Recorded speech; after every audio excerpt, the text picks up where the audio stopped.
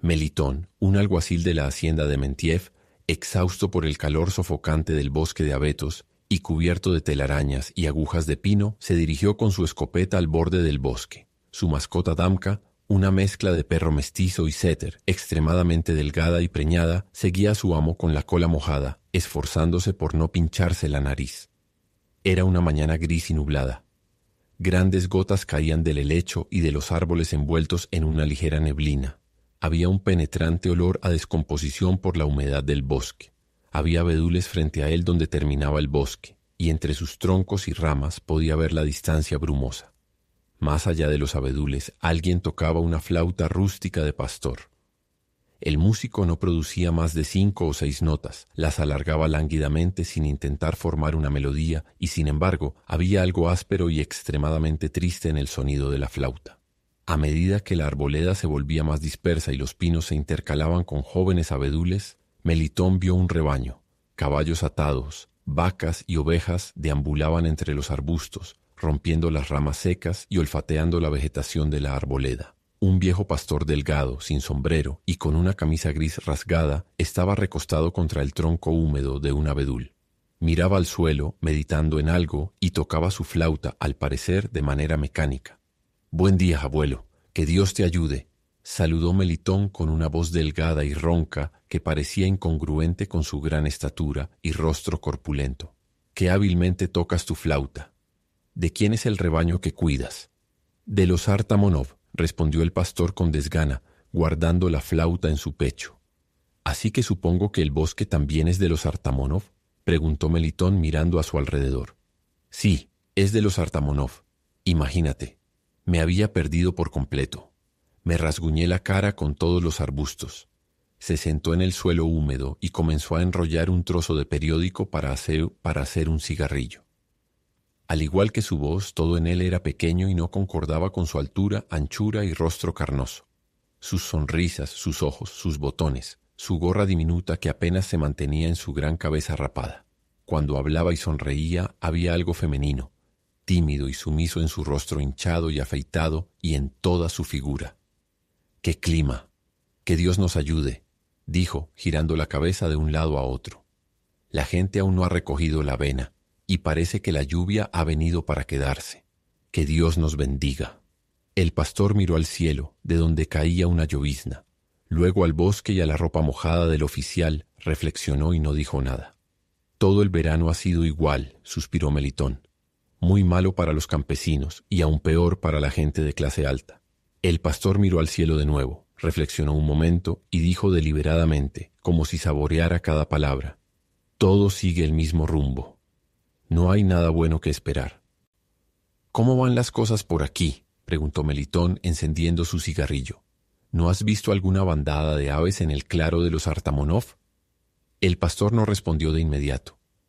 Miró nuevamente al cielo y a ambos lados. Pensó un poco. Parpadeó. Al parecer concedía gran importancia a sus palabras y para aumentar su valor intentaba pronunciarlas con deliberación y cierta solemnidad. La expresión de su rostro tenía la agudeza y la seriedad de la vejez, y el hecho de que su nariz tuviera una depresión en forma de silla en el medio y sus fosas nasales se dirigieran hacia arriba le daba un aspecto astuto y sarcástico. «No, creo que no», dijo. «Nuestro cazador decía que el día de San Elías levantó una bandada cerca de aquí, pero me atrevo a decir que mentía. Hay muy pocas aves». «Sí, amigo, muy pocas. Muy pocas en todas partes. La caza aquí, si se considera con sensatez, no vale nada y no merece la pena. No hay caza en absoluto, y lo poco que hay no vale la pena ensuciarse las manos. No está del todo desarrollada. Es tan insignificante que da vergüenza mirarla». Melitón se echó a reír y agitó las manos. «Las cosas suceden de manera tan extraña en este mundo que es simplemente risible, nada más. Las aves hoy en día se han vuelto tan impredecibles, permanecen demasiado tiempo en sus huevos, y hay algunas, lo juro, que no los han empollado para el día de San Pedro. Todo va de la misma manera», dijo el pastor mirando hacia arriba. «El año pasado hubo poca caza, este año hay aún menos aves, y en 5 años, recuerda mis palabras, no habrá ninguna. Por lo que veo, pronto no solo no habrá caza, sino que no habrá aves en absoluto». «Sí, asintió Melitón tras pensarlo un momento. Es cierto.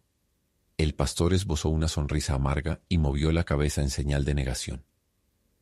Es un misterio, dijo. ¿Qué habrá sido de todos ellos? Recuerdo que hace 20 años solía haber gansos aquí, y grullas, y patos, y urogallos, nubes y nubes de ellos. ¿Y qué ha sido de ellos? Ni siquiera vemos las aves de presa. Las águilas, los halcones y los búhos han desaparecido. Hay menos de todo tipo de animales salvajes también. Hoy en día, hermano, incluso el lobo y el zorro se han vuelto raros. Y ni hablar del oso o la nutria. Y sabes que en los viejos tiempos incluso había alces. Durante 40 años he estado observando las obras de Dios año tras año, y en mi opinión todo va por el mismo camino. ¿De qué manera? Al mal, joven. A la ruina, debemos suponer. Ha llegado el momento en que el mundo de Dios desaparezca. El anciano se colocó la gorra y empezó a observar el cielo. Es una lástima, suspiró después de un breve silencio. Oh Dios, qué lástima, por supuesto es la voluntad de Dios. El mundo no fue creado por nosotros, pero aún así es una pena, hermano. Si un solo árbol se marchita, o digamos si una sola vaca muere, uno lo siente, pero ¿qué será, buen hombre, si todo el mundo se desmorona en polvo? Tantas bendiciones, Señor Jesús. El sol, el cielo, el bosque, los ríos y las criaturas, todo esto ha sido creado, adaptado y ajustado entre sí. A cada uno se le ha dado su tarea designada y conoce su lugar. Y todo eso debe perecer. Una sonrisa triste apareció en el rostro del pastor y sus párpados temblaron. Dices que el mundo se está acabando, dijo Melitón reflexionando.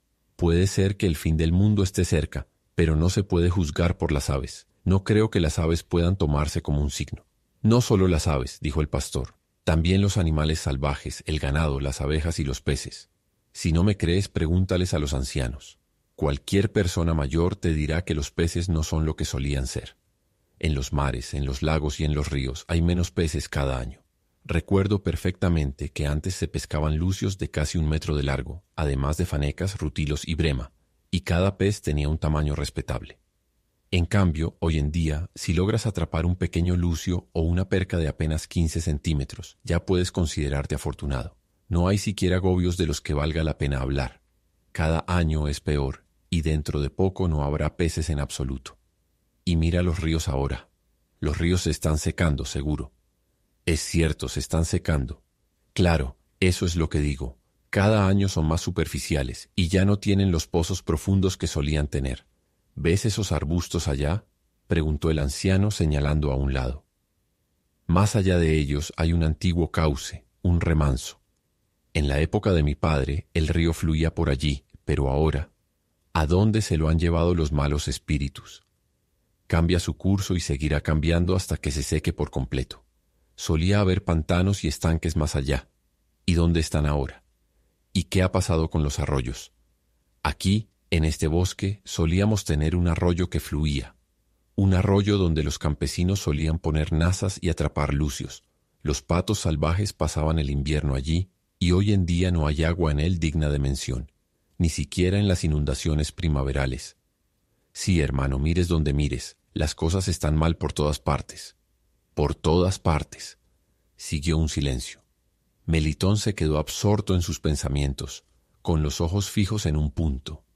Quería pensar en alguna parte de la naturaleza que aún no hubiera sido tocada por la ruina generalizada. Puntos de luz brillaban en la neblina y en las líneas inclinadas de lluvia como si fueran en un vidrio opaco, y luego se desvanecían de nuevo. Era el sol naciente tratando de romper las nubes y echar un vistazo a la tierra. Sí, los bosques también, murmuró Melitón. Los bosques también, repitió el pastor. Los talan, se incendian, se secan y no crecen nuevos. Lo que sea que brote, lo cortan de inmediato. Un día crece y al siguiente ya ha sido cortado. Y así sin fin hasta que no queda nada. He cuidado los rebaños de la comunidad desde el tiempo de la libertad, buen hombre. Antes del tiempo de la libertad era el pastor de los rebaños del patrón.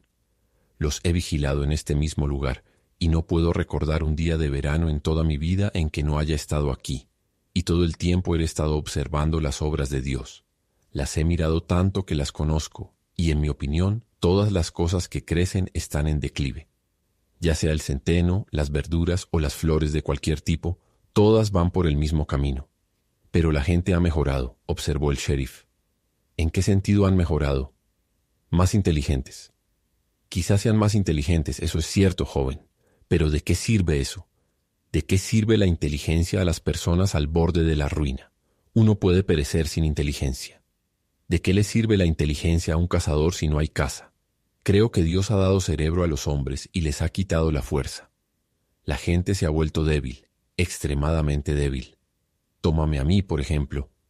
No valgo ni un centavo. Soy el campesino más humilde de todo el pueblo, y sin embargo, joven, tengo fuerza. Ten en cuenta que tengo más de 70 años. Cuido mi rebaño día tras día, y también hago la guardia nocturna por 20 centavos. No duermo y no siento el frío. Mi hijo es más inteligente que yo, pero si lo pusieras en mi lugar, pediría un aumento al día siguiente o iría al médico. Ahí lo tienes. No como nada más que pan, porque danos hoy nuestro pan de cada día.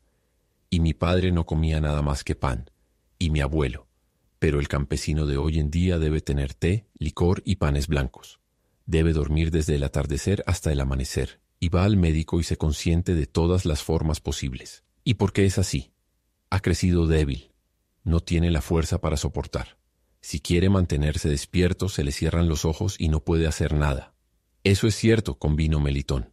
Hoy en día el campesino no sirve para nada. No sirve de nada ocultar lo que está mal. Empeoramos año tras año, y si consideras a la nobleza, se han debilitado aún más que los campesinos. El caballero de hoy en día ha dominado todo. Sabe lo que no debería saber. ¿Y qué sentido tiene eso? Da lástima mirarlo.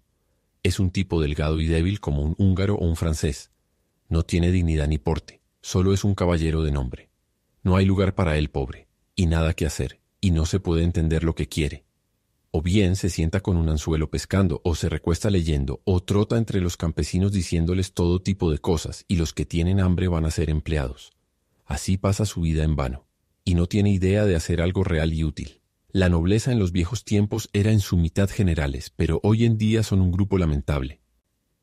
Hoy en día las cosas están mal, dijo Melitón. Son más pobres porque Dios les ha quitado la fuerza.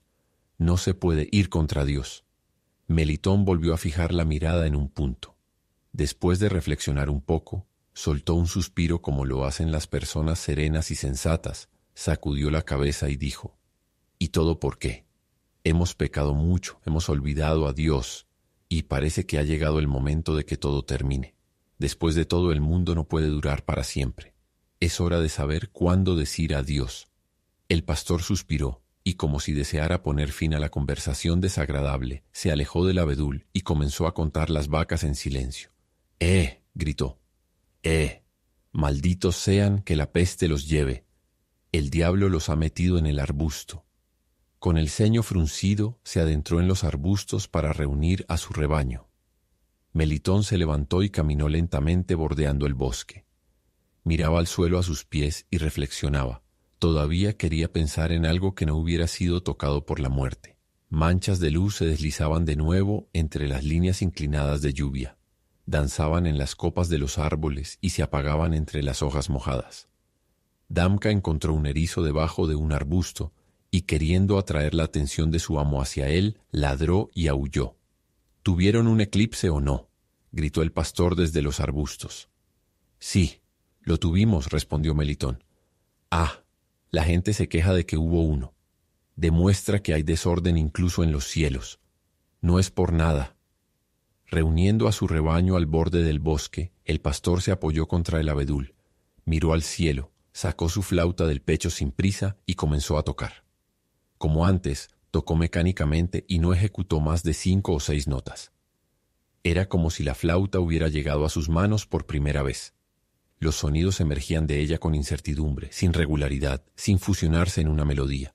Sin embargo, para Melitón, absorto en la destrucción del mundo, había en su sonido algo muy deprimente y desagradable que preferiría no haber escuchado. Las notas más agudas y estridentes, que temblaban y se rompían, parecían lamentarse desconsoladamente, como si la flauta estuviera enferma y asustada, mientras que las notas más bajas, por alguna razón, le recordaban la niebla, los árboles abatidos, el cielo gris. Esa música parecía adecuarse al clima, al anciano y a sus dichos. Melitón quería quejarse. Se acercó al anciano y al observar su rostro melancólico y burlón junto con la flauta, murmuró: «Y la vida ha empeorado. Es totalmente imposible vivir. Malas cosechas, necesidad, plagas de ganado continuamente, enfermedades de todo tipo. La pobreza nos aplasta». El rostro hinchado del alguacil se volvió rojo y adoptó una expresión abatida y delicada. Se retorció los dedos como buscando palabras para expresar su sentimiento vago y continuó: 8 hijos, una esposa y mi madre todavía viva, y mi sueldo completo es de 10 rublos al mes y tengo que mantenerme yo mismo. Mi esposa se ha vuelto un demonio por la pobreza. Tomo vodka casi diario. Soy un hombre sensato y estable. Tengo educación. Debería estar en casa tranquilo, pero deambulo todo el día con mi escopeta como un perro, porque es más de lo que puedo soportar. Mi hogar me resulta odioso. Sintiendo que su lengua decía algo completamente diferente de lo que quería expresar. El sheriff agitó la mano con amargura y dijo: «Si el mundo se va a acabar, desearía que se apresurara. No hay necesidad de prolongarlo y hacer que la gente sufra sin razón». El anciano retiró la flauta de sus labios y cerrando un ojo miró por su pequeña abertura. Su rostro estaba triste y cubierto de gruesas gotas como lágrimas. Sonrió y dijo: «Qué lástima, amigo mío. Dios mío, qué lástima. La tierra, el bosque, el cielo, los animales de todo tipo, todo esto ha sido creado y adaptado. Todos tienen su inteligencia. Todo se está arruinando. Y lo que más me duele es la gente». En el bosque se escuchaba el sonido de una fuerte lluvia que se acercaba. Melitón miró hacia donde provenía el sonido. Abrochó todos sus botones y dijo: «Voy al pueblo. Adiós. ¿Cómo se llama usted?» «Luca el pobre». «Bueno, adiós, Luca. Gracias por tus buenas palabras. Damka, ven aquí». Después de despedirse del pastor, Melitón se dirigió por el borde del bosque y luego colina abajo hacia un prado que poco a poco se transformaba en un pantano. El agua chapoteaba bajo sus pies, y la juncia oxidada del pantano, aún verde y jugosa, se inclinaba hacia la tierra como si temiera ser pisoteada. Más allá del pantano se alzaba una fila de sauces, y más allá de los sauces un granero se veía de un azul oscuro en la niebla. Se podía sentir la llegada de esa miserable e inevitable estación, cuando los campos se oscurecen y la tierra está embarrada y fría, cuando el sauce llorón parece aún más triste y las lágrimas resbalan por su tronco, y solo las grullas huyen de la miseria general, y aún ellas como si temieran insultar a la naturaleza desanimada con la expresión de su felicidad, llenan el aire con sus notas tristes y melancólicas. Melitón avanzó lentamente hacia el río, escuchando como los sonidos de la flauta se desvanecían gradualmente detrás de él. Aún deseaba quejarse. Miró tristemente a su alrededor y se sintió indescriptiblemente apenado por el cielo, la tierra, el sol, los bosques y su Damka, cuando la nota más alta y alargada de la flauta flotó en el aire, temblando como una voz que llora, sintió una amarga y profunda indignación por la impropiedad en el proceder de la naturaleza. La nota alta tembló, se quebró, y luego la flauta quedó en silencio. El fin.